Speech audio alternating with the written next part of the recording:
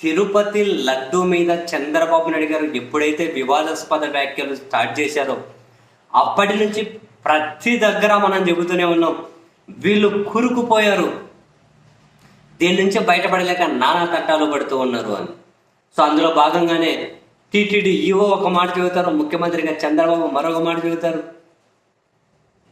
ఆ నెయ్యి ఏదైతే ఉందో ల్యాబ్లో పరిశీలించి అది అప్ టు ద మార్క్ లేకపోతే వెనక్కి పంపించేసామంటారు ఈవో, లేదు వాడినామంటారు చంద్రబాబు అని నిన్న ముఖ్యమంత్రి గారు మాట్లాడితే ఏమన్నారు, జూన్ 12వ తేదీ ఏఆర్ ఫుడ్స్ నుంచి ఫస్ట్ ట్యాంకర్ వచ్చింది అన్నారు. సరే, ఈరోజు లోకేష్ ఏమంటారు, ఏప్రిల్లోనే ఏఆర్ ఫుడ్స్ నుంచి ఫస్ట్ ట్యాంకర్ వచ్చిందని ట్వీట్ చేశారు. దిక్కు తెలియట్లే వీళ్ళకు, అదే కంప్లీట్ ఫేక్ ట్వీట్. లోకేష్ ఆయన చేసిన ట్వీట్ చూడండి, అన్ని తప్పులు తడక, ఏం మాట్లాడుతున్నారో అర్థం కావట్లేదు వీళ్ళకు, ఎట్లా డిఫెండ్ చేసుకోవాలో అర్థం కావట్లేదు. ఈయన ఏమంటారు, ఒక వెహికల్ నంబర్ అంటే ట్యాంకర్ నంబర్ ఇచ్చి ఏప్రిల్ 12వ తేదీ ఫస్ట్ ట్యాంకర్ వచ్చింది ఏఆర్ ఫుడ్స్ నుంచి అంటారు. పాయింట్ నెంబర్ 1, మే 15వ తేదీ వాళ్ళకి టెండర్ ఫైనలైజ్ అయింది, జూన్ 12 ఫస్ట్ ట్యాంకర్ తిరుమలకు వచ్చింది, అది అప్ టు ద మార్క్ ఉంది, పాస్ అయింది. మే 15 టెండర్ ఫైనలైజ్ అయితే జూన్ 12 ఫస్ట్ ట్యాంకర్ వచ్చింది. చంద్రబాబు గారు కూడా అదే విషయం చెప్పారు, కానీ లోకేష్ ఏమంటారు, ఏప్రిల్ 12 ఫస్ట్ ట్యాంకర్ వచ్చింది. ఆ టెండర్ ఫైనలైజ్ కాకుండానే వాళ్ళు ఎట్లా ట్యాంకర్ పంపించారో మనకు తెలియదు. ఏప్రిల్ 12 ట్యాంకర్ వస్తే అట జూన్ 12 శాంపుల్ తీసుకున్నారట. ఏప్రిల్ 12 ట్యాంకర్ వస్తే జూన్ 12 శాంపుల్ తీసుకోవడం ఏంటి సారు? 2 నెలలు ట్యాంకర్ ఏం చేసింది, ట్యాంకర్లో నెయ్యి ఏం చేసింది ఆడ? 2 నెలలు ఇక్కడ ఏముందని చెప్పి పోయి తిరుమల పరిసరాలు చూసి వచ్చింది, అది పోయి 2 నెలలు ఎందుకు పెడతారు స్వామి? అన్నీ తప్పుల తడక, ఏం చేయాలో వీళ్ళకి అర్థం కావట్లే, నిజంగా ఏం చేయాలో అర్థం కావట్లే. ఈయన చెప్పింది ప్రకారం ప్రతిదీ వీళ్ళు శాంపుల్ తీసుకున్నది లోకేష్ ట్వీట్ ప్రకారమే జూన్ 12వ తేదీ ఫస్ట్ శాంపుల్ తీసుకున్నారు. ఆ రోజే చంద్రబాబు గారు ముఖ్యమంత్రిగా ప్రమాణం చేశారు.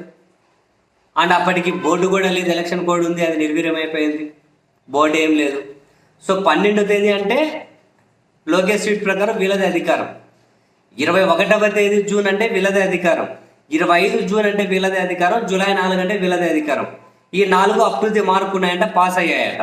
ఈయన చెప్పేది రిజెక్ట్ ఎప్పుడు చేశారు, జూలై 6వ తేదీ వచ్చిన 2 ట్యాంకర్లు, జూలై 12వ తేదీ వచ్చిన 2 ట్యాంకర్లు రిజెక్ట్ చేశారు. అసలు వీళ్ళు చెప్పేదాని ప్రకారం వీళ్ళు గవర్నమెంట్ ఉన్నప్పుడే అక్కడ నెయ్యి రావడం స్టార్ట్ అయింది. కొన్ని పాస్ అయ్యాయి, కొన్ని రిజెక్ట్ అయ్యాయి, రెగ్యులర్ ప్రాసెస్. ఈయన రిజెక్ట్ అయ్యాయి అంటారు నారా లోకేష్, లేదా అవి వాడినాము అంటారు చంద్రబాబు, అసలు వాడలేదు అంటారు ఆయన శ్యామలరావు టీటీడీ ఈవో. వీళ్ళ బాధ చూడండి వర్ణార్థితో, ఎక్కడ ఎవరు మొదలెట్టినా వీళ్ళ గవర్నమెంట్లోనే అది స్టార్ట్ అవుతుంది, ఏది ఎక్కడ మొదలెట్టినా వీళ్ళ గవర్నమెంట్లోనే స్టార్ట్ అవుతుంది. మరి ఎవరి మీదకి ఎందుకు దెబ్బెత్తున్నారు? అడ్డంగా ఇరికిచ్చేశారు నారా లోకేష్.